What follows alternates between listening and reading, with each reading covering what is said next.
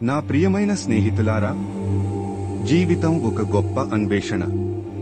మీకు సమయం తక్కువ, కానీ అవకాశాలు అపారం.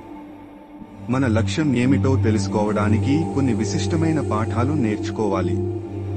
ఈరోజు జీవిత లక్ష్యాన్ని కనుగొనడానికి 5 అమూల్యమైన పాఠాలను మీతో పంచుకుంటాను. ఇవి మీ జీవిత ప్రయాణంలో మీకు మార్గదర్శకంగా ఉంటాయి. నేను మీకు చెప్పే మొదటి పాఠం ఆత్మవిశ్వాసం. మీ మీద మీరు నమ్మకం పెట్టుకోండి. మీకంటే గొప్ప గురువు మరెవరూ లేరు.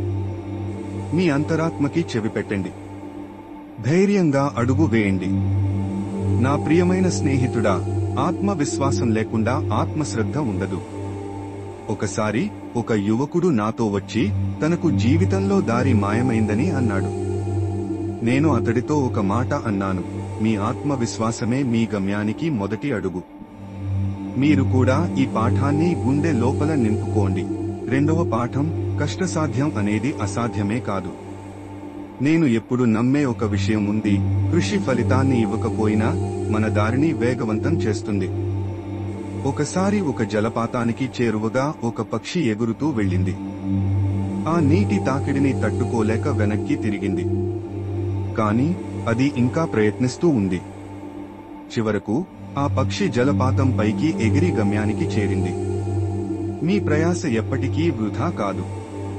కష్టపడండి, అది మీ స్వప్నాలకు దారి చూపుతుంది. మూడవ పాఠం: మీ గమ్యాన్ని స్పష్టంగా నిర్వచించండి. ఒక బాణం గమ్యాన్ని చేరాలంటే దాని లక్ష్యం స్పష్టంగా ఉండాలి. నేను పశ్చిమ దేశాలకు వెళ్ళినప్పుడు నేను స్పష్టంగా తెలుసుకున్న విషయం ఏమిటంటే, నా లక్ష్యం భారతదేశ ఆత్మను ప్రపంచానికి చూపడం. ఆ స్పష్టతే నాకు ప్రతి అడుగులో శక్తిని ఇచ్చింది. మీ గమ్యాన్ని పరిష్కరించుకోండి, అది మీ జీవితానికి దిశ చూపిస్తుంది. నాలుగవ పాఠం: సమయం విలువైనది.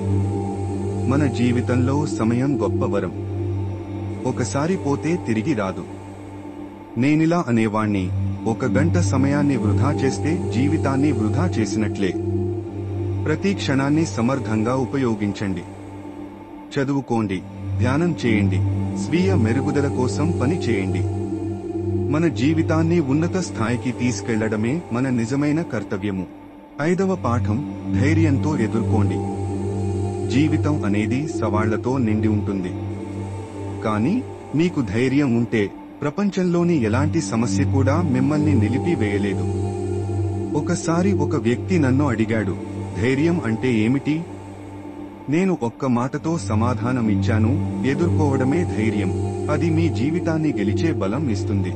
నా ప్రియమైన స్నేహితులారా, ఈ పాఠాలు చిన్నవిగా అనిపించవచ్చు, కానీ వీటిని ఆచరణలో పెట్టినప్పుడు మీరు ఎంతగానో మారుతారు. మీ ప్రయాణం శాంతిమయం, సార్థకంగా ఉండాలి. మిత్రులారా, ఈ వీడియో మీకు సహాయపడితే మీ మిత్రులతో పంచుకోండి మరియు మరిన్ని స్ఫూర్తిదాయక వీడియోల కోసం నా ఛానల్ని సబ్స్క్రైబ్ చేయండి. ధన్యవాదాలు.